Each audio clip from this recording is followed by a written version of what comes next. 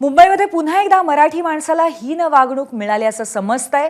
डोंबिवलीकर मराठी ज्येष्ठ नागरिकाला मुंबईमध्ये अपमानास्पद वागणूक मिळाली आहे। कुठेही तक्रार करा, आमचं कोणी वाकडं करणार नाही अशा पद्धतीची दरपोक्तीही यावेळी करण्यात आली। मुंबईमध्ये पोस्टाच्या महापेक्स प्रदर्शनामध्ये मराठीऐवजी हिंदीत बोलण्याची समज देण्यात आलेली आहे। डोंबिवलीकर ज्येष्ठ नागरिकाची जीपीओ मध्ये या संदर्भात तक्रारही दाखल झाली आहे। अभिजात दर्जा मिळूनही मुंबईत मराठी उपरी का असा प्रश्न त्यामुळे अर्थातच उपस्थित होतोय।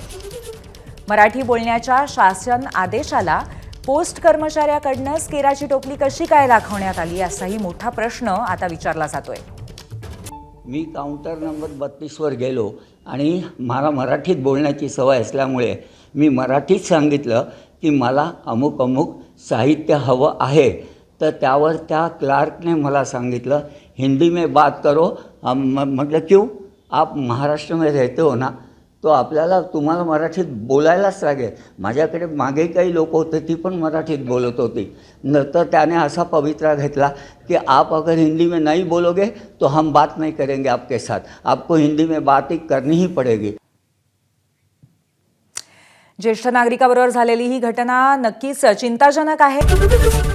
एबीपी माझा, उघडा डोळे बघा नीट।